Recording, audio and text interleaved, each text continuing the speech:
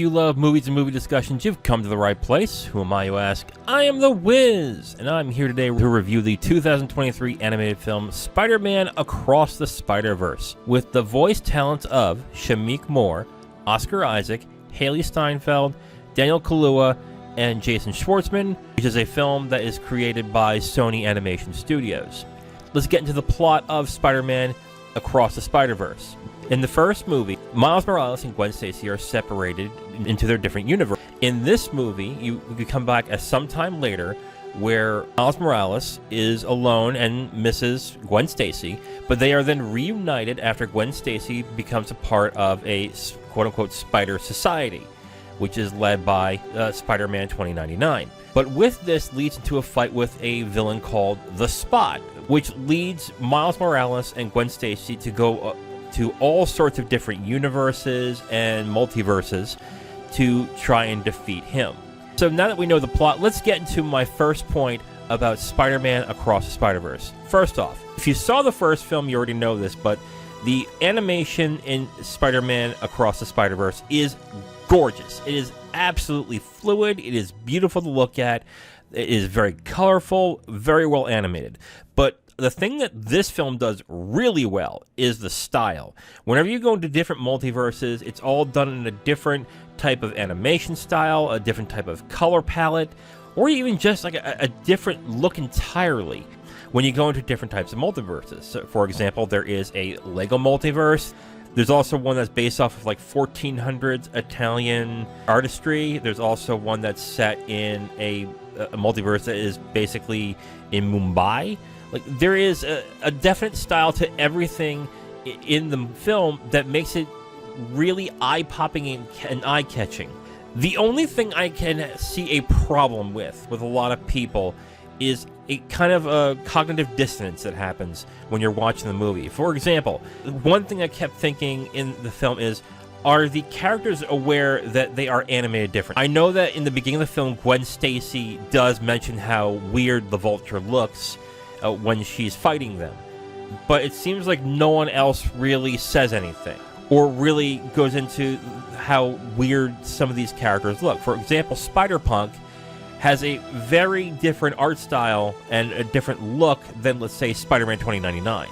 They all look different, but they don't really say anything about it. I think they notice it, but they don't really make it a point to show that the characters are aware of that. I would have liked a little more explanation on that, but this also could be something that they'll point out to later on. So other than that, the animation and the style of the film is utterly captivating.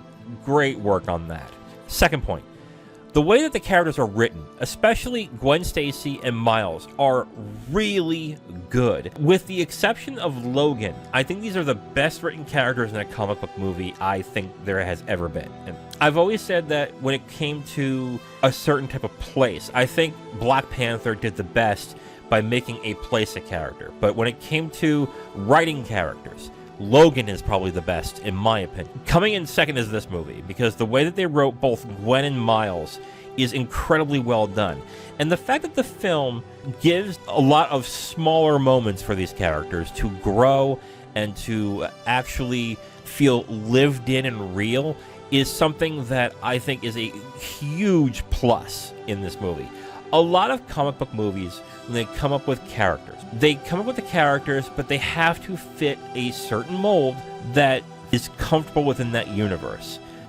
This movie doesn't necessarily do that. This movie lets them be individuals and lets them have a full-grown set of emotions, characteristics that make them feel like real people. And I think that is an exceptional job that this movie did. It made them feel real, especially Gwen. And let me tell you something. Within like 15 minutes of the film, because I think the first 15 minutes is all Gwen Stacy, and I wanted the movie to just be that. I just wanted Gwen Stacy. I wanted that Spider-Gwen. I think her character is actually really good, but I do really like Miles too. So just the fact that the two main characters and the other characters in this film too, like Spider-Man 2099 is a dark, brooding character, but they give him more depth than most comic book movies would actually do. And I think that is a huge plus for this movie. Honestly, they did a fantastic job when it came to these characters. So much so that the characters actually add more depth into the plot. I'll get to that in the third point, which I'll get into right now. The third point, the potential to have a powerful story, but it's incomplete. The big thing with big movies nowadays, which I'm getting really annoyed by, because it works so well with Avengers, Infinity War, and Endgame, is that they have a big story, but they break it off into multiple films. Like, just this past year, Spider-Man Across the Spider-Verse, Fast X, Mission Impossible did it, Dune did it. Like, these big films that are spreading their films out into, like, 2 or 3 parts. I get really annoyed by it, because on the one hand, if the story is good, you're going to enjoy it, but on the other hand, it's kind of hard to actually criticize it when you don't know the full potential of the story. But what I will say is the way that they have set everything up, the way that they have characterized everybody, from Gwen and Miles to Spider-Man 2099 to a bunch of the other characters that are in this film, it has the potential. It has the potential to be incredible. Probably not even just one of the best comic book movies ever made, but one of the best movies of this past decade. That potential is there. But what I'm afraid of is that they're going to go a little happy ending-ish on this movie. I will be honest. I like ambiguous endings. I like endings that end on maybe not an overly happy note, but on a thought-provoking note. And I think there is some good potential for this movie to end on something that will propel this type of storytelling when it comes to comic book movies forward. Like, I think it will grow up this type of medium, because right now, all the comic book movies are, with, again, the exception of Logan, and some might even say that the Nolan trilogy, I would call these popcorn films. They're good films, they're fun films, but they're popcorn films. They're not made to make you think. They're not made to make you really feel, other than the base emotions that you're supposed to. But in this film, and in this film series, I think it could go more than that. And I'm hoping it does. But in the back of my mind, I'm starting to feel that it's not going to happen. Because they're going to try and make it very much happy ending-ish. You know, everything turns out well in the end. Everyone's happy.